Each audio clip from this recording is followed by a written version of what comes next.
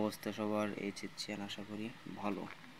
তো আমরা আজকে টিস্যু সম্পর্কে জানবো, টিস্যু তত্ত্ব সম্পর্কে ধারণা নেওয়ার চেষ্টা করব। টিস্যু যদি ধরো আমরা একটা গাছ বিবেচনা করি, তো একটি গাছের কি কি অঙ্গ থাকে? একটি গাছের থাকে পাতা, মূল, পাতা থাকে, গাছের মূল থাকে, ফল থাকে, ফুল থাকে, বিভিন্ন ভিন্ন ভিন্ন অঙ্গে বিভাজনযোগ্য। তো আমরা ভিন্ন ভিন্নভাবে বলতে পারি যে একটা আছে। তো ভিন্ন ভিন্ন গঠনকারী কোষসমূহের সৃষ্টি, এদের গঠন, এই ভিন্ন ভিন্ন যে কোষ, এদের গঠন এবং এদের কাজ ভিন্ন ভিন্ন অঙ্গের, পাতার কাজ এক ধরনের, মূলের কাজ এক ধরনের, কাণ্ডের কাজ এক ধরনের। তো এদের যে ভিন্ন ভিন্ন কাজ, মূলের কাজ কি? মূলের কাজ হচ্ছে মাটি থেকে মূল। মূলের কাজ হচ্ছে মাটি থেকে পানি শোষণ করা ও খনিজ লবণ শোষণ করা। মূলের কাজ হচ্ছে পানি ও লবণ, খনিজ লবণ। আচ্ছা, লবণ মূলের কাজ হচ্ছে মাটি থেকে পানি ও খনিজ লবণ শোষণ করা, এবং কাণ্ডের কাজ সেই পানি এবং খনিজ লবণ সেগুলোকে পাতায় পৌঁছে দেওয়া, এবং পাতার কাজ হচ্ছে সেই পাতার কাজ খাদ্য উৎপন্ন করা, খাদ্য তৈরি করা, সেখান থেকে খাদ্য তৈরি করা। এবং ওই খাদ্যটা আবার কাণ্ডের কাজ কি? কাণ্ডের কাজ হচ্ছে সেই খাদ্যকে বা পানিকে গোটা দেহে, কাণ্ডসহ গোটা উদ্ভিদ দেহে পৌঁছানো। এই হচ্ছে কাজ। তো এগুলো যে ভিন্ন ভিন্ন অংশের ভিন্ন ভিন্ন কাজ, ভিন্ন ভিন্ন ধরনের, কাণ্ডের, মূলের, পাতার, ফুলের, ফলের, এগুলোর যে কোষগুলো আছে, এগুলো দেখা যায় একই উৎস থেকে সৃষ্টি, কিন্তু একই ধরনের একগুচ্ছ কোষ মিলিতভাবে একই কাজ সম্পন্ন করছে। মানে মূলের যে কাজ, মূলেতে যেই কোষগুলো আছে সেগুলো একই ধরনের কাজ করছে, একগুচ্ছ অনেকগুলো কোষ মিলে একই ধরনের, একই ধর্মীর। এরকমই একই উৎস থেকে সৃষ্টি, এখানে লিখি,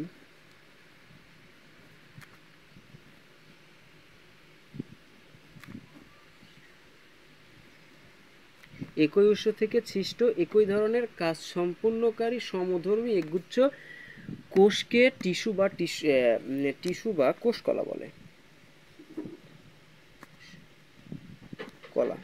টিস্যু বা কোষকলা কি? টিস্যু বা কোষকলা হচ্ছে একই উৎস থেকে সৃষ্ট একই ধরনের কাজ সম্পূর্ণকারী সমধর্মী একগুচ্ছ কোষকেই টিস্যু বা কোষকলা বলা হয়।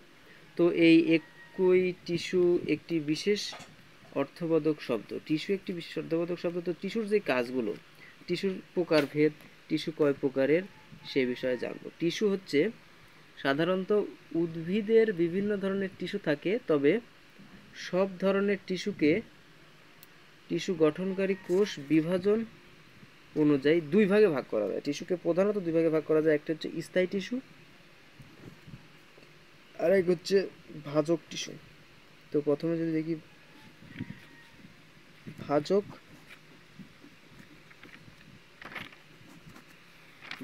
টিস্যু, দুই আছে স্থায়ী টিস্যু।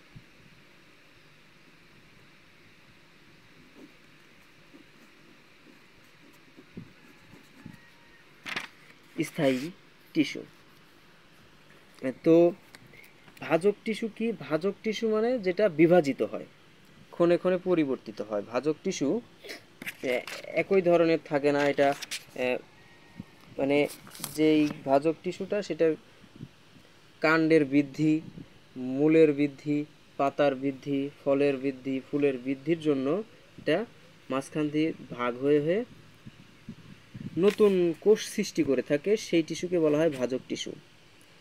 নিশ্চয়ই লক্ষ্য করেছি যে একটি উদ্ভিদের চারা, যদি কোনো গাছের চারা রোপণ করি, তো সেটা কিন্তু যেমন লাগানো হয় সেরকম থাকে না, যেমন রোপণ করা হয় সেরকম থাকে না। এটা আস্তে আস্তে সময়ের সাথে সাথে পরিবর্তিত হয়ে বড় হয়, মোটা হয়, লম্বা হয়। তো এই ধরনের যে লম্বা হচ্ছে, আবার গোড়াটি ধীরে ধীরে মোটা হচ্ছে, কি ধরনের, কি কারণে এই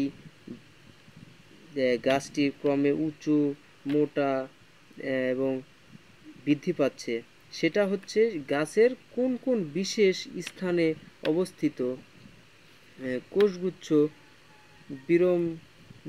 বিরামবিহীন মানে কোনো বিশ্রাম না নিয়ে যে কাজ করে যাচ্ছে, বিভাজিত হয়ে যাচ্ছে সেগুলোকেই ভাজক টিস্যু বলে। সেই কোষগুচ্ছকেই ভাজক টিস্যু বলে।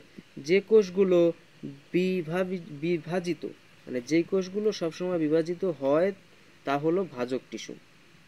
সেই কোষগুলোকেই বলে ভাজক টিস্যু। আর ভাজক কোষ দিয়ে গঠিত টিস্যুই হচ্ছে আমি বলতে ভুল করছি, মানে ভাজক টিস্যু কি?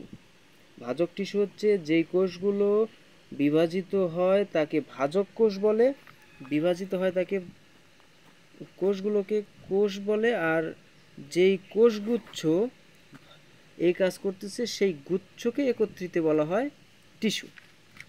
ওকে, আর স্থায়ী টিস্যু যেই টিস্যু বিভাজিত হচ্ছে না।